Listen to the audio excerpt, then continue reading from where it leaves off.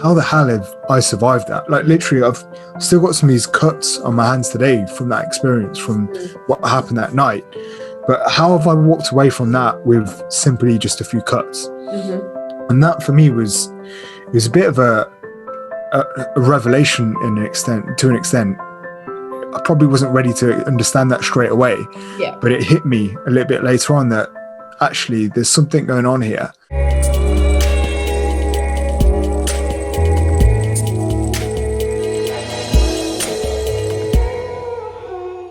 Hi, and welcome to another episode of Inspired By, hosted by me, Manjit Nijam, as you know by now. This week, my guest is somebody I got to know first lockdown, March last year. I needed someone to help me through my menopause, to help me deal with my menopause. I was fed up with the whole thing and had been following this person for a while. So I thought, you know what? Last ditch attempt. If he can't help me, then I'm just going to let menopause do whatever he wants to do. So I reached out to this amazing young man, and I am where I am today, feeling the way that I feel now. So, and if you haven't heard of him before, he's the Indian body coach, also known as Juggy Sidhu. Hi, Juggy. How are you? Hey, Manjit. Thank you so much for that lovely introduction. And I can't believe it's been so long already. It's coming up to like 9 months then from your initial contact. But we had communication prior to that as well, right? Yeah. We had a few DMs going back and forth. But look, thank you for having me on. I'm looking forward to today. No, I appreciate you taking the time out, because I know how busy you are with the children and the business and so on. So I appreciate the fact that you took the time out to come and have this conversation, to talk to me, and more importantly, to inform people about yourself. So, yes, you're the Indian body coach. Yes, you do all this amazing stuff and so on. But I want to rewind the clock a little bit to you when you were a child, your family, the makeup of your family, siblings, that kind of stuff. So tell us a bit about your background, your family background. Yeah. So this is taking me back. I'm 32 now. So taking me right back to childhood. So older brother and the eldest in our family, my sister. So we've all been really, really close growing up. Sister's like 6 years older than me. My brother's 3 years older than me. So it's a nice little age gap. So we had a lovely kind of upbringing, not the easiest of upbringing. I don't think we were the most kind of privileged of families. Like my mom and my dad have worked so hard to give us the opportunities that we've been given today. I mean, we were able to go to university. We had the freedom to go and study whatever we wanted. But that was very, very different from my parents growing up. They're second generation in the UK. My grandparents being the first generation. So there's been a lot of sacrifice to give us the opportunities that we have today, which I'm immensely grateful for.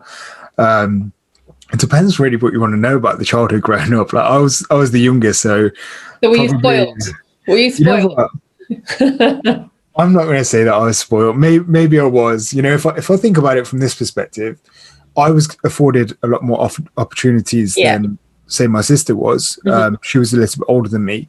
When I was born, my dad was a taxi driver, and following my birth, like I've seen him grow from being a taxi driver at that time, which was really, really tough in the 80s, to then now he's a project manager, which is just a complete U-turn in terms of career. That's a huge shift. Huge shift. A lot of studying and so on as well. So. Imagine this. Imagine studying with like 3 young kids and a full-time job and going to like night college and all that sort of stuff. That's what my dad did in terms of, the sacrifice to be where he's at today in terms of being a project manager. So I've seen that growth, and I've seen the work ethic, the perseverance, and just the amount of stress that he's had to undertake to get to that position.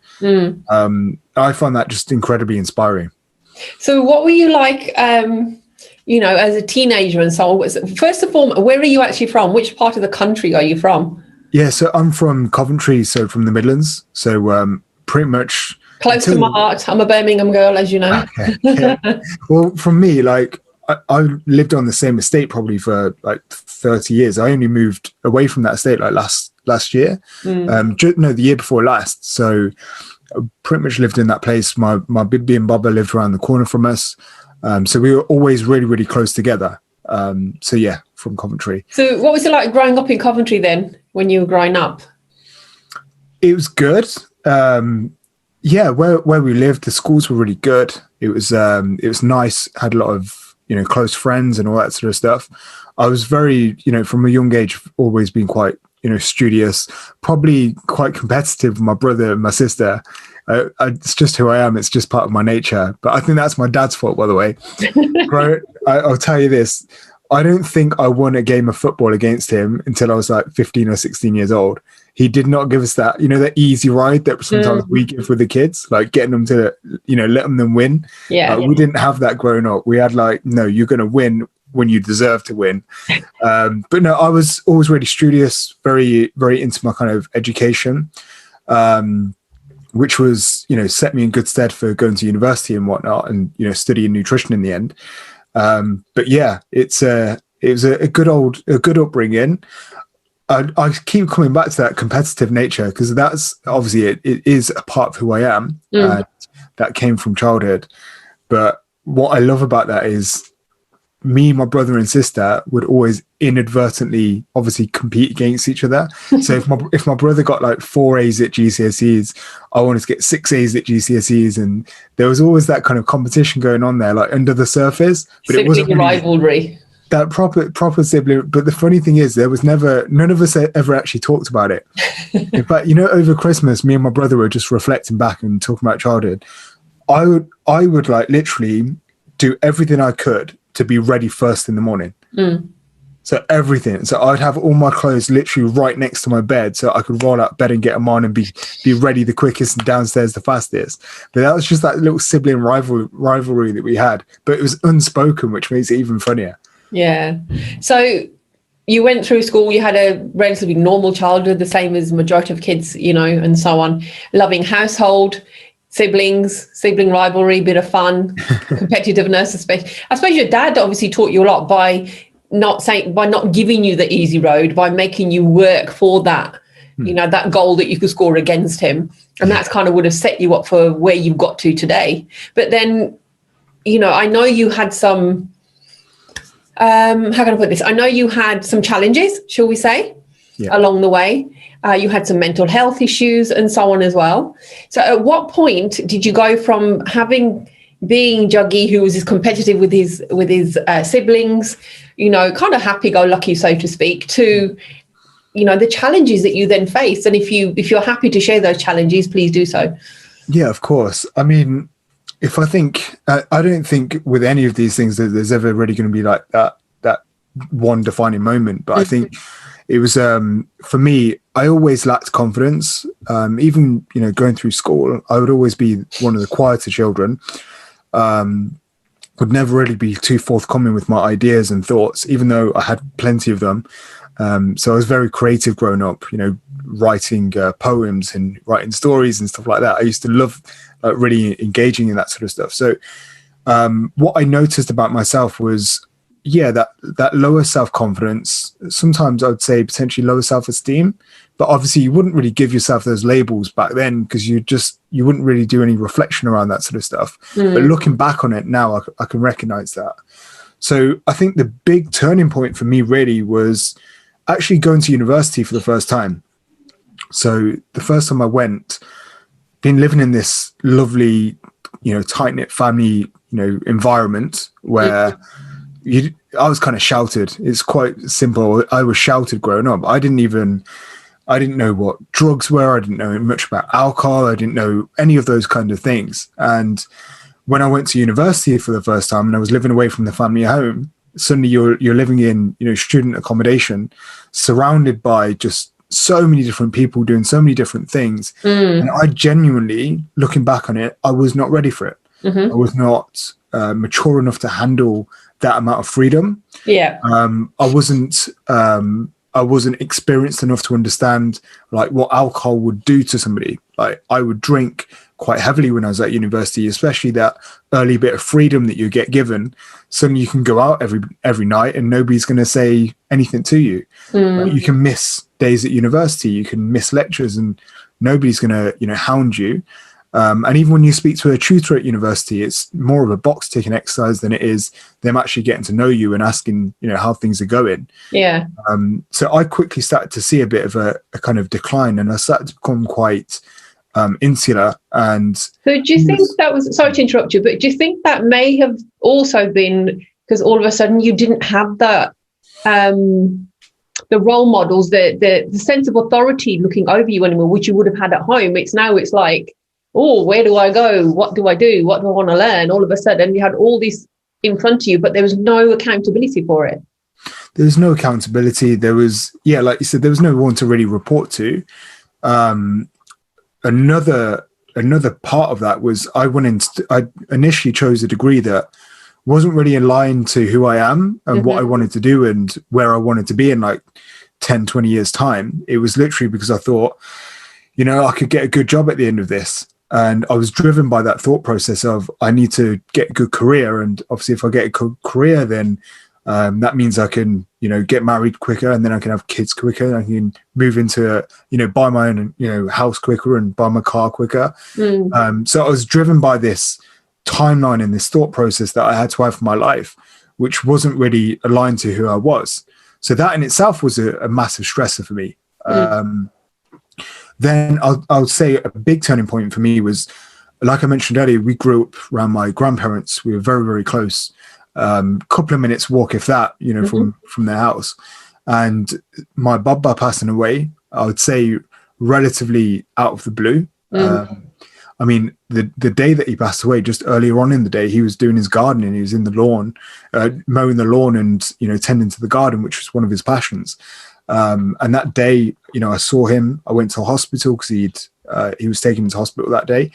And he was talking to me. I think he talked about the United results and had the newspaper. And then later on, we got the call to say that he had actually passed away. And that devastated me. Like I didn't know what to do, didn't know who to turn to, didn't know how to react to the emotions that were coming up at that time. I've never dealt with death before. That was the first time anyone close to me had passed away. And that had a profound impact on my mental health. I think that because as well, coming from similar backgrounds, both from like Indian parentage and so on, the Asian parents have a sense of, they try to cocoon you from dealing with anything like that at all. It's like, oh, you're still young, there's time for you to learn all of this stuff. But sometimes it just comes and hits you and then you aren't prepared. It's like, well, how do I deal with this? I know for me, when my mamaji passed away, it was very similar. It's like, and this was not that long ago, this was like 8-10 years ago, something like that, when my mamaji passed away, and that hit me really, really hard. So, and there's no preparation for it. I don't think you can ever prepare for anything like that, can you?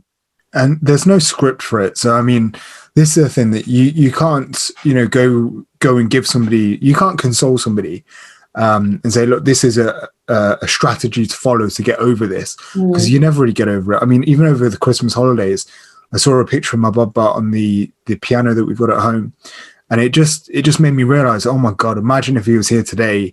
Imagine if he was, holding his great grandchildren, the way he treated me, and how close we were. I could just imagine it would be another level with the boys right now.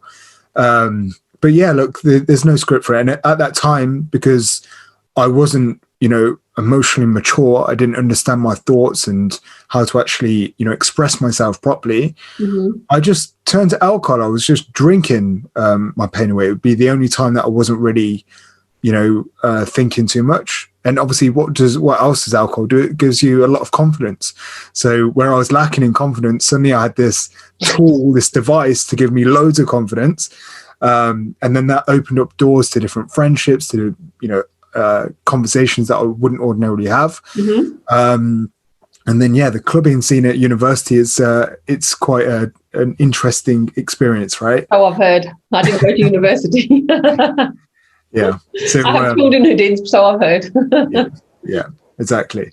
But I think this is the thing, just at that point, I think when I kind of consider almost the spiral with my mental well-being at that time, I think there was lots of small things that came into it. And, these are the things that had probably the most profound impact is just Mm. being alone, not knowing who to turn to, not having any role models. Like, think about this, was what, over 12 years ago.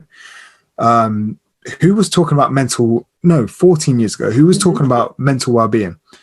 There was, Facebook had just started to come to the fore, right? But there was no one out there talking about mental health, mental well-being. There wasn't any Indian people, certainly, that were shouting out that they'd gone through depression and anxiety. Because it didn't happen in our community, apparently. But even, what I love now, I see that there's an increase in people talking about it. But I still don't think there's a real true understanding, because I talk to people every day and I'm able to give them an idea of what mental well-being is. Mm-hmm. And then they can recognize, actually, symptom wise, I don't seem like I'm on the kind of positive side here. There's a lot of negatives going on that I need to work on. Mm-hmm. So we have these conversations, we could talk it through, but a lot of people are still coming into this with a mask on to say, no, that's not me. I don't need that level of support. So it's interesting that whilst it's being talked about more and more, there's still barriers that we need to overcome within our community. Yeah, no, I totally agree with you. And there's so many subjects, which are taboo in the Indian community, which we need to break down those barriers. We need to normalize things. We need to make it safe for people to talk about these things and really get their feelings out, not to sit on their feelings and squish them. And then all of a sudden they hit that block and it's like they try and do something drastic. Yeah.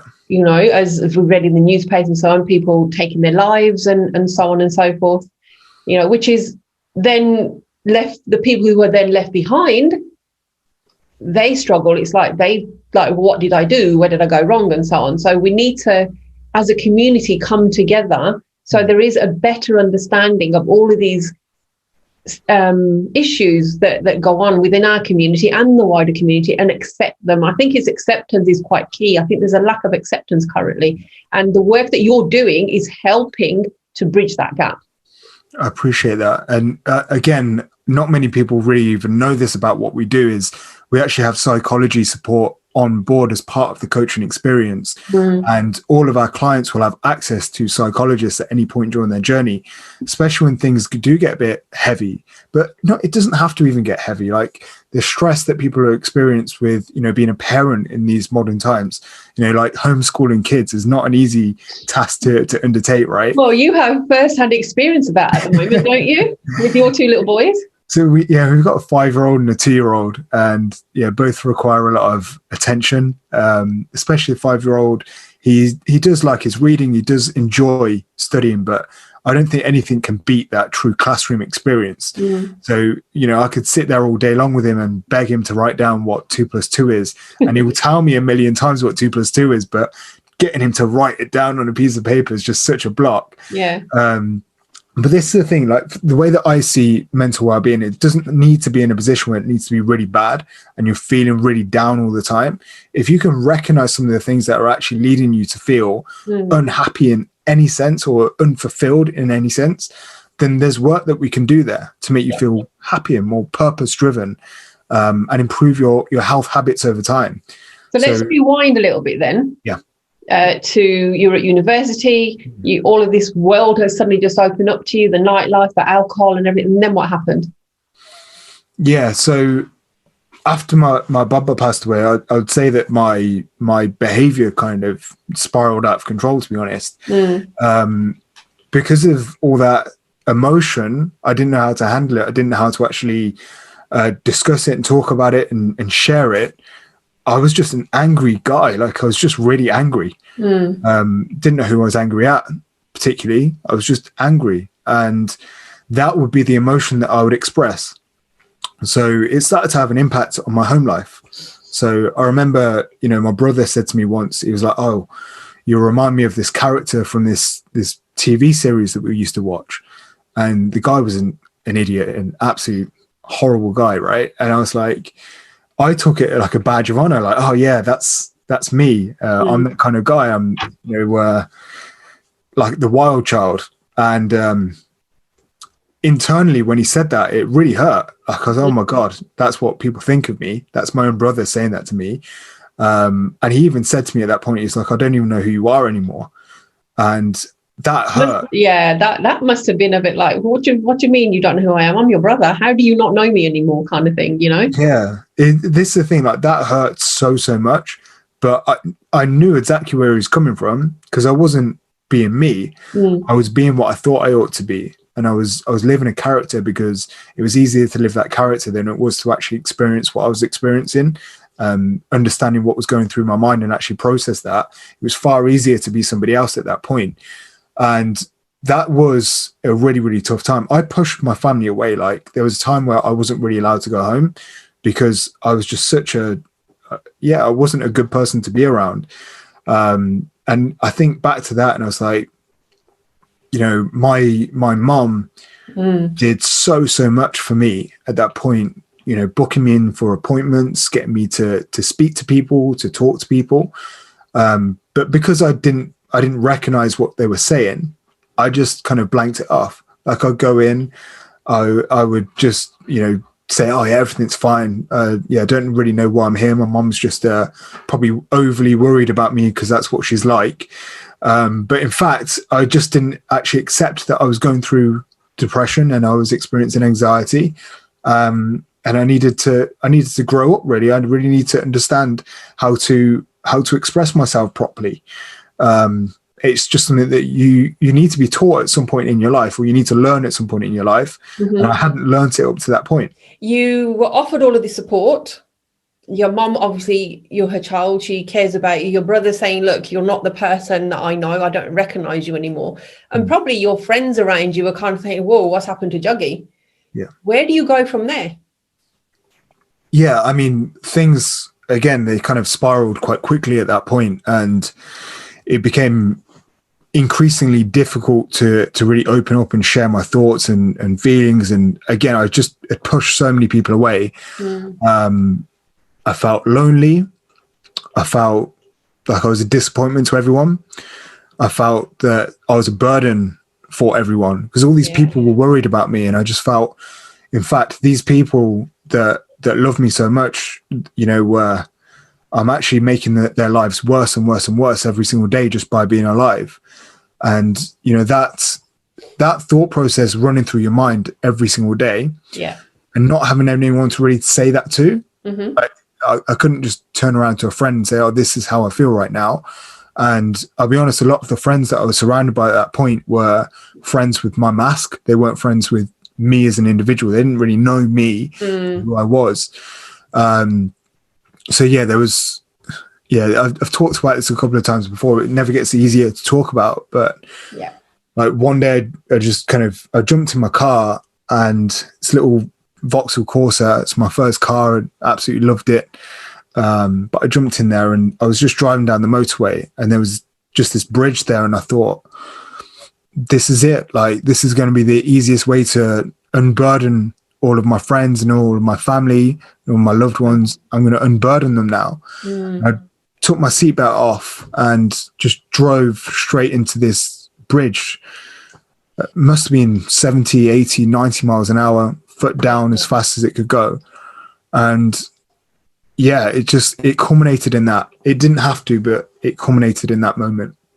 What would you say to somebody, before I touch on how you went on from there, what would you say to somebody who's currently maybe watching this and having those kind of feelings, like they're not worthy, they're a burden, you know, I'm alone, I don't have anybody? What would you say to them? What advice could you give them? I think this is the thing. When you're in that headspace, it's really, really difficult to hear from somebody externally to say, that's not true. That's not real. That's not actually going on. Like, especially when you've got such low self-esteem and all you can see around you is just negatives. All you can experience, all you're feeling at that moment is just negative. So what I would actually say is, it's got to come from within. Like, I had to go through that moment to realize how many positives that, you know, were around, how many opportunities were around me, how much of the story that I was telling myself every day was just absolutely untrue. And I would lean massively on the people that are actually showing that they're there. Like, my mom was there every single day, but I just didn't know how to open up and share. So I think the first thing that I would have done if I was going back then, and if I was the person I am today, I'd have just started writing all this down. Yeah. Like, honestly, just write everything down, like every thought down. And just by doing that, by getting it out there, it stops it circulating in your mind so much. And the thing is, once you have one negative thought, that quickly spirals into 50 negative thoughts. Yeah. So if we can get it down on paper, you can think about it a little bit more logically rather than emotionally. And if you can think about it. Yeah, I suppose if you're having trouble vocalizing it to your support network, if you've written it down, it might be easier to say, look, I can't explain it here. Have this. Yeah. This is how I feel. 100%. And this is the thing, like most of us, if we look at the way that, school is, for example, and I actually think the schooling system needs to be kind of taught this, like teach emotional intelligence, like teach people not how to feel, but how to express feelings. Like teach people that the world isn't beautiful all the time, and you're going to experience a lot of troubles in your life. You're going to experience things like death. Like start to truly understand those experiences that we all go through at some point in our life, and then start creating these frameworks around it. Because for me, getting into my writing and journaling and put my thoughts down on paper has empowered me. It's given me an ability to actually think about things more logically and create solutions on the back of it. If I'd known this back then I probably wouldn't have gone down that pathway. I wouldn't have gone down to such an extent with the depression and anxiety that I actually experienced.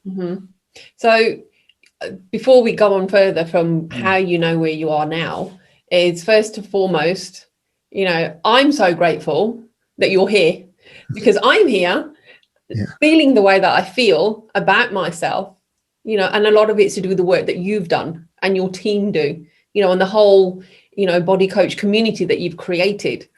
So I'm glad you're still here. And I know a lot, and everybody in the whole of the IBC, Indian Body Coach community, feels exactly the same. So, we're grateful that you're here and you made the changes that you made, because you've then gone on to make a difference in so many people's lives. So that happened.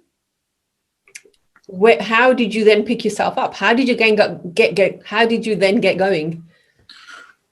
First of all, thank you. That just really hit a nerve.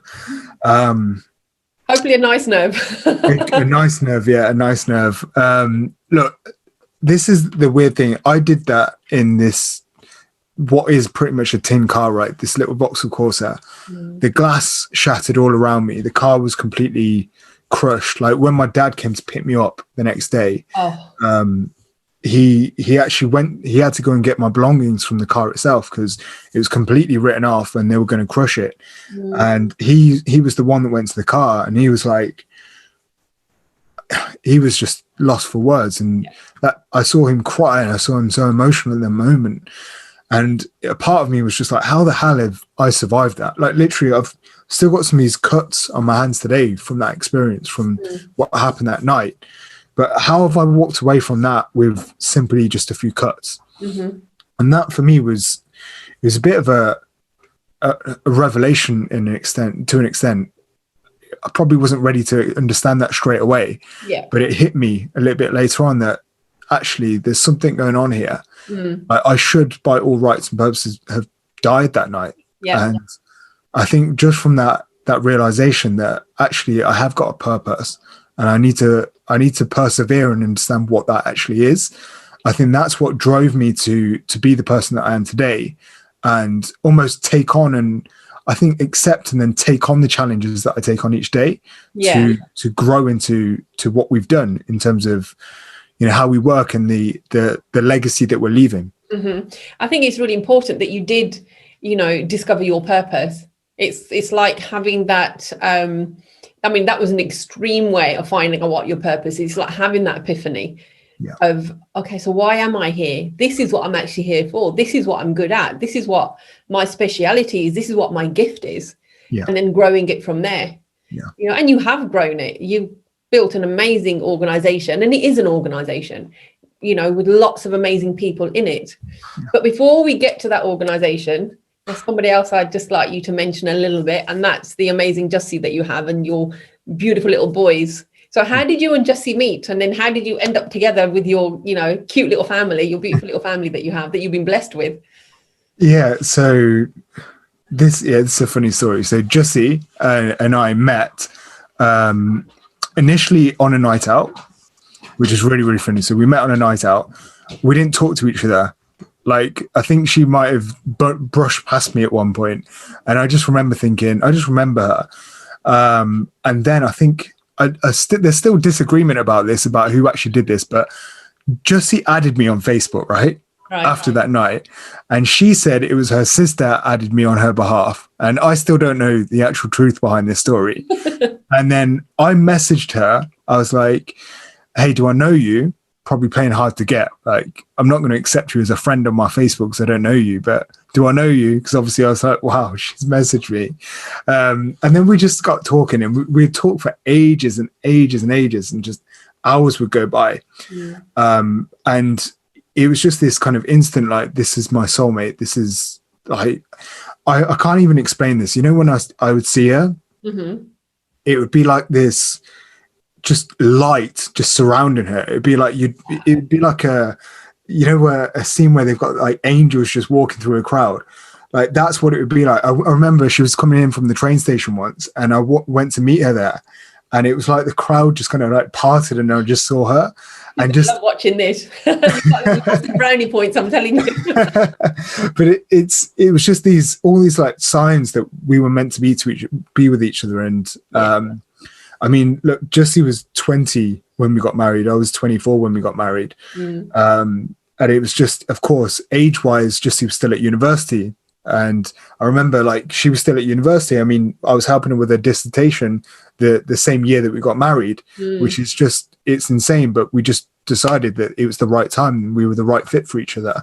And let's go and make our lives together. And we just made that commitment immediately. And, Jussie gave me a lot of support in those early years, because obviously going through depression and anxiety, it doesn't just go away, right? Like, it stays with you, and it's always going to be about management. And she was the one that actually said to me, you've got to go and pursue your passion now. And initially when we met, I was actually, going through a role, like a 9-to-5 job in kind of sales related to nutrition. I can't imagine you sitting behind a desk or anything like that at all. I cannot imagine you in anything 9-to-5 whatsoever. Look, I was awful, because I was like, it felt like I was beating my head against a brick wall every day. Like, what am I doing? This is horrible. This isn't me. But at the same time, I was thinking, I want to get, enough money in as a deposit to, put into a mortgage and, buy a house for me and Justie to live in. We were living in this horrible apartment. Like, you could hear the next door neighbors breathing. Like, that's how thin the walls were. It was an awful experience to live there. But we kind of persevered, and we kept saving and saving and saving until we could buy this house. But Justie was at one point, before we'd even got that house over the line, she was like, you need to go and follow your passion now. Because whilst I was working in the nutrition field at that time, it wasn't what I wanted to do. And it wasn't fulfilling in any way whatsoever. And then I got the push that I needed at the right time. And I just jumped into it. To be honest, I used to get up at like 4 a.m. I would coach clients. I'd go and do my 9 a.m. 9-to-5 job. I'd coach clients all the way up until like 10, 11 in the evening. I'd be running around from one gym to the next. I'd be putting on all these classes so that people would, know who I was. And it was such an intense period of time. But not once did Justie complain that, where the hell are you? We've just been married. Like, I've not seen you all week. It was just pure and utter support that I got. So why do you do what you do? What is your purpose? Why do you do what you do? This is, again, a multifaceted response that I could offer here. But I know that a lot of what I do today stems back to what I saw with my dad growing up.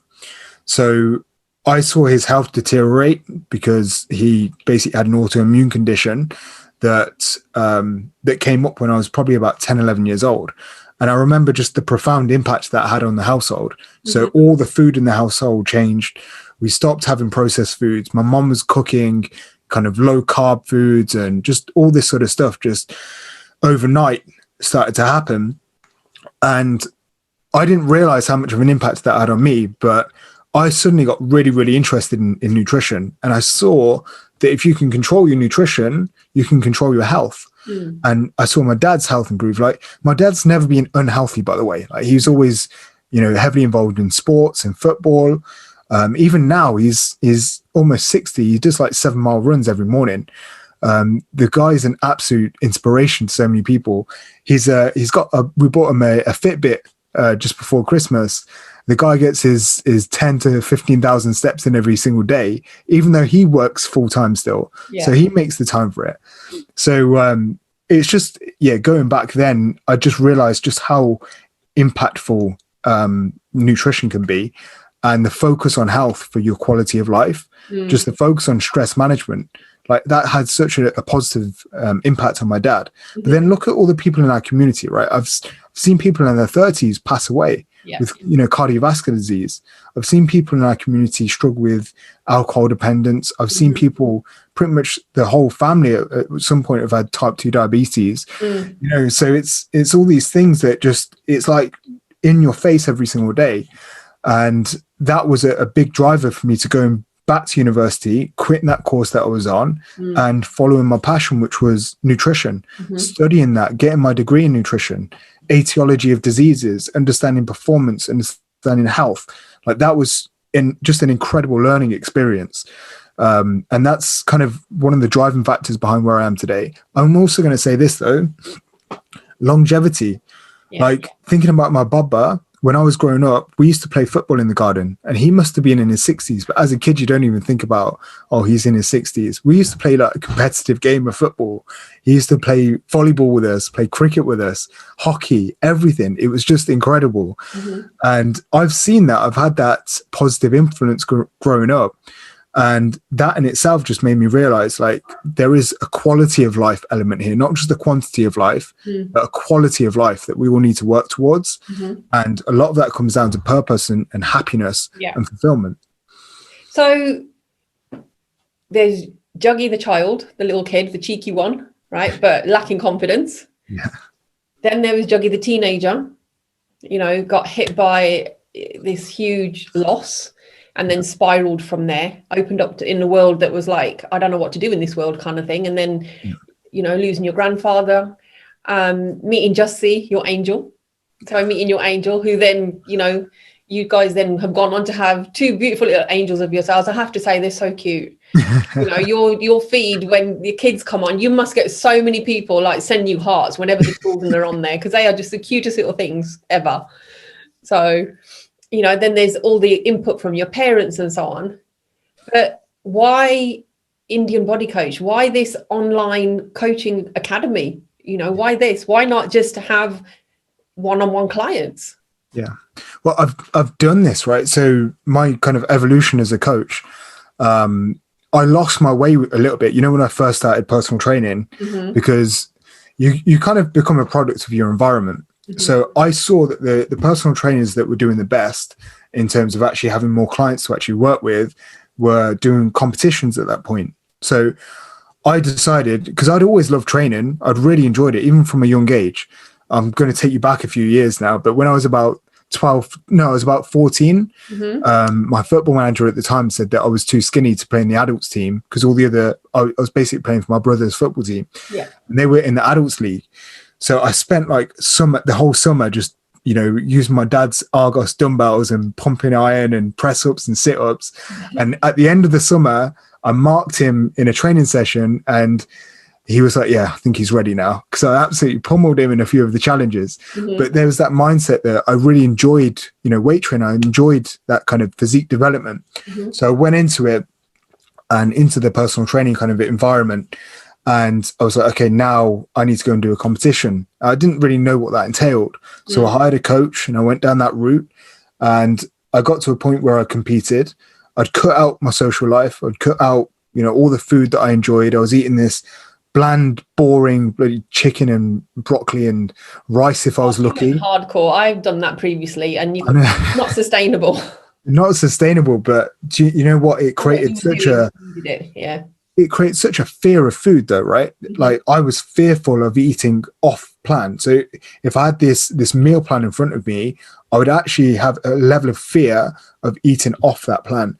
I would go to, I did well. I mean, I managed to compete for the UK and represent the UK in bodybuilding. Well, that's an accolade in itself. That is a huge accolade that, you went all that way. So yeah, and that was that competitive element, just coming back out of me, like no matter what happens, I'm going to win. I'm going to put myself through it. And I did. And I'm glad I did. I learned a lot during that time frame.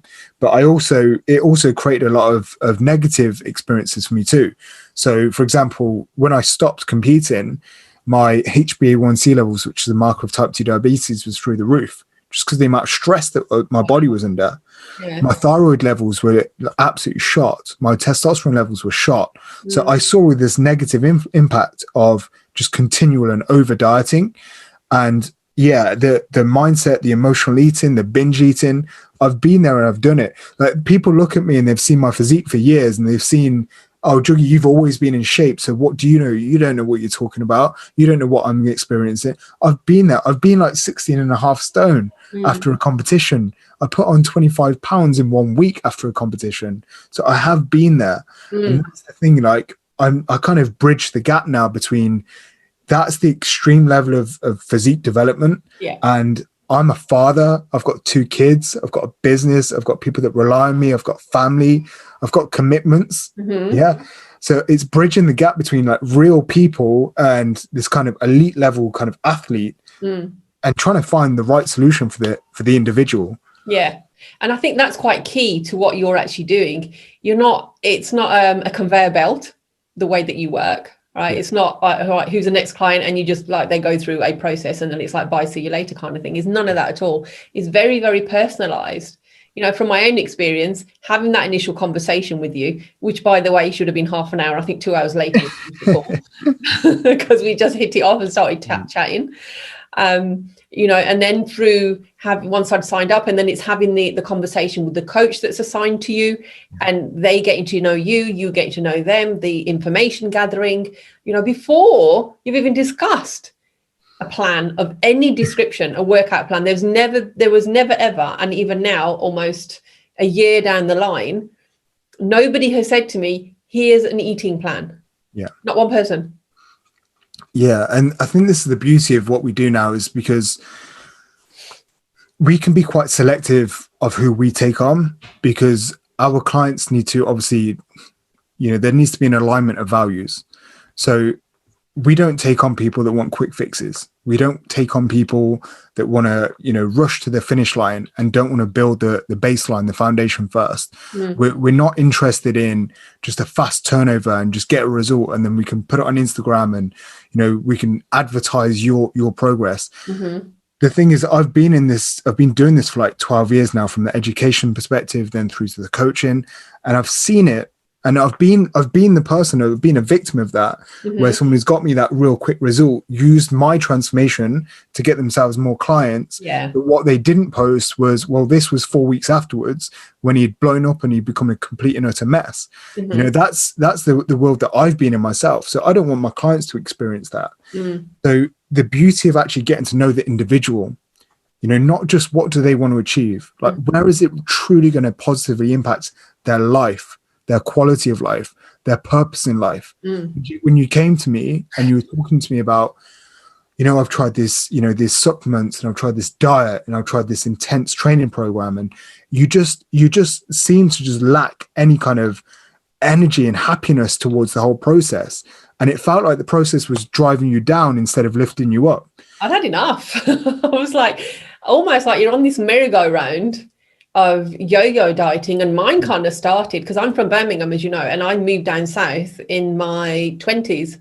So basically, when I was in Birmingham, I was okay. But when I moved down south, and it's not because I moved down south, there's lots of emotional issues, which at that time I didn't recognize. It's only through working with yourselves that I recognized what was really going on. So I used to eat my emotions, as they say. So I was on this constant merry-go-round of dieting, Slimming World, this world, that world. And there's nothing wrong with any of those programs.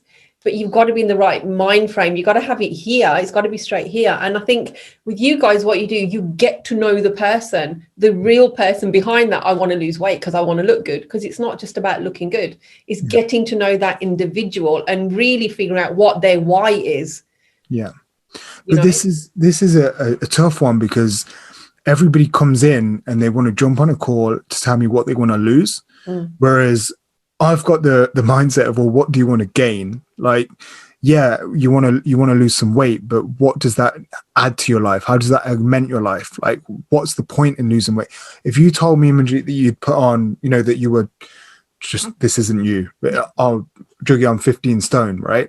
I've been close to it. I'm like, I don't care. Like, your weight doesn't impact me. Your weight doesn't change my opinion of you. So the only person the only person that cares about your weight would be you.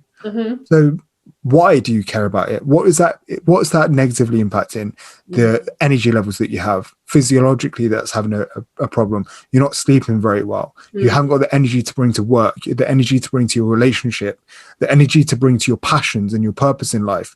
Okay, now we can have a conversation. You know, that now we can start to have a positive impact on your life, because we've recognized the value behind doing what you're about to do. And I think that's the beauty of getting to know somebody.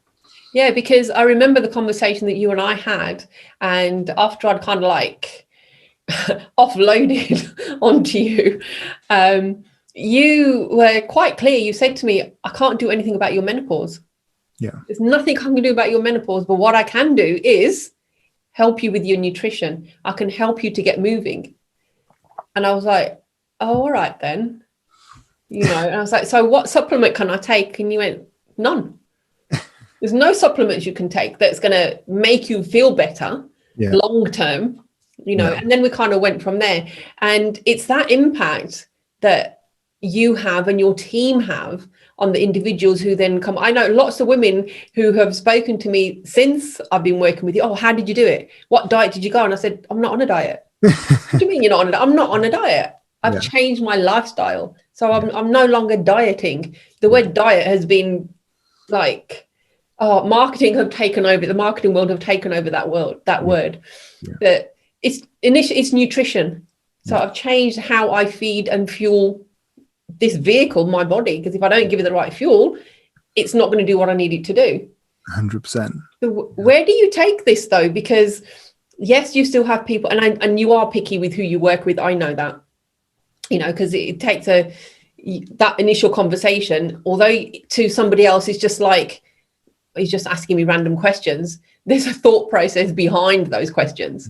So, you know, you've got people signing on. There's been a few people joined us, I'm part of the community, joined us like in January, and, you know, and we're going into February now. Where do you take it though? Do you keep doing what you're doing? Are you going to expand? Are you going to, you know, hopefully when lockdown's over, what are you going to do? Where are you going to take this thing? Yeah, this is a great question, and something that I've been working on a lot, just especially over the Christmas period, where I backed off from coaching just a little bit, just to, you know, really think about where do we want to go with this. And there's a couple of different directions and some things that I'm really, really excited about, and I'm not ready to talk about just yet, but I'm really incredibly excited about. But there's an element here that what we're seeing now is the legacy is actually growing. I know that legacy word is overplayed, but for me, I've been talking about my legacy since the moment I started coaching. My thought process is, the more I can impact an individual, the more I can impact their community. So me and you've worked together. You've shown me the results that it's actually had on your family in terms of other people taking on a better choices around their own lifestyle, because they want to see that improvement within themselves. I haven't spoken to anybody in your family yet. They've been impacted by the work that me and you've done. So the legacy that I'm leaving is on one person at a time. And that's why I'm so fixated on just giving every individual that comes into their journey just an ultimate experience that they would never get anywhere else, because that is truly transformative. And it's transformative from within. And if we can do that, you can imagine in the next 4 or 5 years, this is going to be everywhere. And if we think about it, last year, we've we've gone from a team of 3 coaches. Now we're a team of 6 coaches, and all of our coaches, they've got very few clients. And I mean that because they've only got a few clients that they can focus all of their efforts on. We've got, Stacey, who's come into this journey, who's gone into a head coach role. I love Stacey. She kills me, but I love her.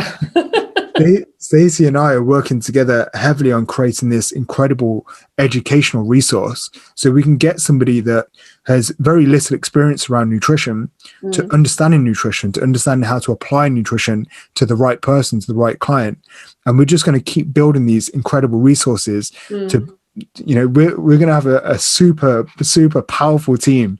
I mean, we've already got a team of psychologists. We've got a team of we've got 3 psychologists on board now. We've got 3 injury rehab specialists. The team is growing. The experience is growing. I can't wait for it all to come together. But I'm excited just hearing your voice, and you're like lit up like a Christmas tree. Talking about the future. Before we finish off, because I can't believe that hour's gone so quickly. Before we finish off, because you're a role model to your children. And that's really important, that they have a positive role model. When I say positive, I mean that shows them a balanced way of life, not that life's always up here, because as you know and I know, life is very much like that. It undulates. So it's to them, for them to have somebody who's showing them the ups and the downs and the bits in between is going to be very, very important. But let's say whenever the time is and you're looking down on people, what would you like people to say about you? How would you like to be, not your legacy so much, how would you like to be remembered? How would you like to be remembered? I know you've got your health triad, and the people want to know about this triad. I'm not going to talk about it now because I think they need to get in contact with you, find out exactly what that's actually about. So how do you want to be remembered? There's so many thoughts just running through my mind right now, like just words just popping up. They're just like, these are big words for me, but I want people to just know how much I actually care about them as individuals. And I do want people to kind of remember me for that person that helped them change from within. I'm not the guy that's going to imprint my life on you. I want to truly understand you and help you grow as an individual and help you grow into the person that you want to be and fulfill the potential. Because I know that this is maybe a different answer to a different question, but Manji, I've seen the work that we've done together and I've seen you blossom. I've seen you grow from it. There was a time that you weren't doing these kind of recordings and these podcasts. And, it took a lot of work internally for you to grow into this person. And if we can see you evolve in the last kind of 6 months through ultimately what could have been the most difficult period of your life, you've taken, the bull by the horns and made it happen. So if we can create these powerhouses like you, just imagine the impact we can have on the whole world. I think that's a good place to leave it, actually, powerhouses. But thank you. I've not been called a powerhouse before, so I'm going to take that one. I'm going to run with it. So, Juggy, thank you so much for taking the time out from your schedule and coming on and just opening yourself up.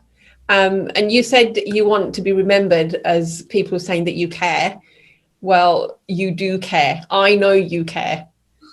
So we're already when I talk about you, I say, this is somebody who genuinely cares about me. I've never met him face to face. I only have phone calls. We've had Zoom calls, but the guy genuinely cares about me and my nutrition and my health and the impact that then has on my family. So from me and all the IBC community, we just want a heartfelt thank you for coming together with your team to do what you do. So thank you everybody for watching. I hope you've enjoyed listening to Juggy and a little bit of a laugh and a joke that we have along the way as well. Keep watching and remember to subscribe and like. And if you hit the bell icon, you'll know who's coming up next time. So thanks again for watching, and I will see you next time with another interesting guest.